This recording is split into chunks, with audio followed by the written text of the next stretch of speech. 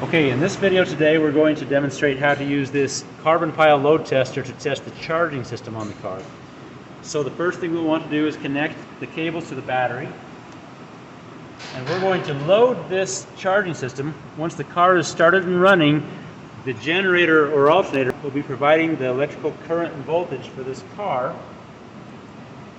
And we're going to load it and pull the voltage down. So we'll start the car and let it idle.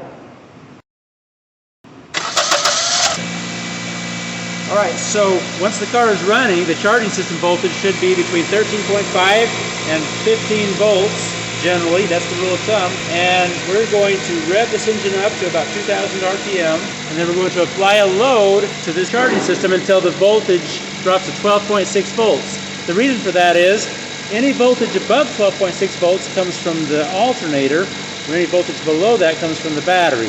So when we pull a load from this charging system until the voltage drops to 12.6, we pulled everything this charging system is capable of out of it. So as we turn this up, watch the load.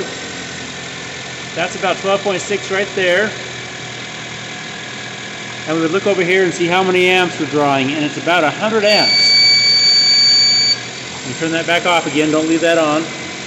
Now generally, a modern car will produce about 100 amps or more, but that's how we test the output of the alternator.